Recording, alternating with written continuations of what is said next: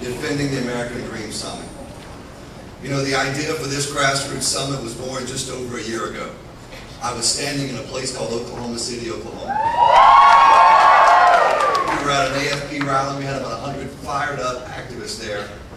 And I was standing next to the best United States Senator there is, a guy named Tom Cody.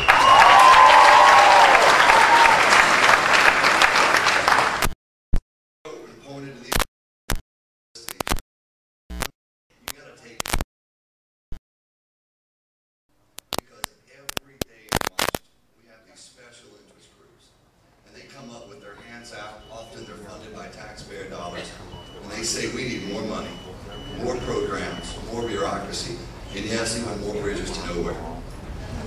Another member of Congress told me that he's never had a group come to Washington and say, Congressman, stop spending our money, save it, do it more efficiently, in all the years he's been in Congress.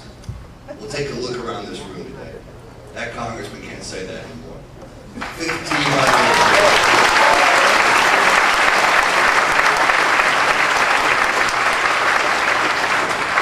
1,500 of you in Washington, D.C., taking time from your families, taking time from your businesses, your communities, because you care about our nation. You know, while we prepared for this summit, some in the media and Congress were asking us, what is this Americans for Prosperity group? Where did they come from? Well, hopefully today the members of Congress and the media will look at you and they'll know you're the tax corner of this, from Texas to California. You're the taxpayers who want an end to this wasteful spending. You're the hardworking folks who know the path to prosperity is not a government program. It's lower taxes and economic freedom and individualism. That's the path to prosperity in America.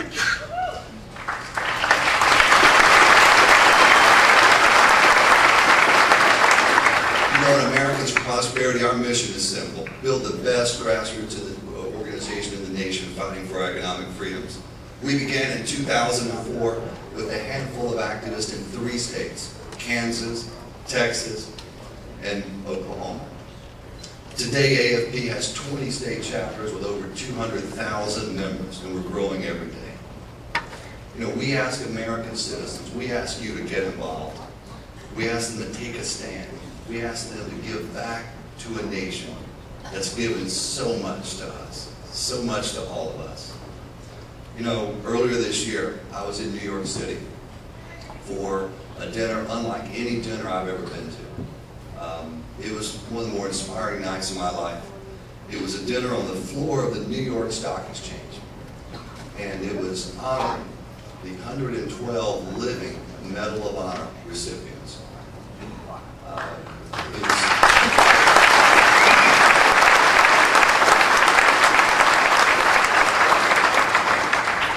31 of these heroes were at the dinner that night. At my table, a gentleman who had won the honor on Iwo Jima talked about his experiences. 2 tables over was a gentleman who had been a helicopter pilot, whose story was told in the book, in the movie We Were Soldiers. You may remember that.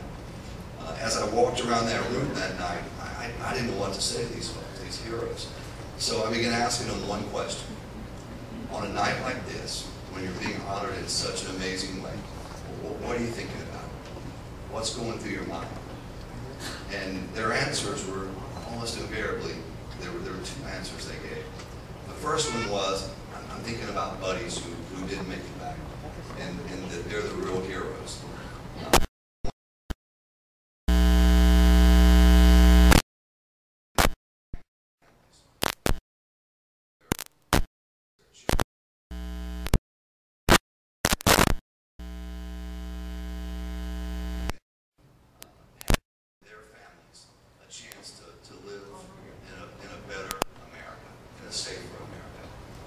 I was struck. One of the last people I spoke to that night was a gentleman who won the honor at Omaha Beach.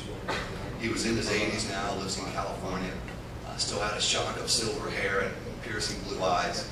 And we were talking, and he grabbed my arm, and he said something I'll never forget. He said, you know, I was given the Medal of Honor for something I did on one day.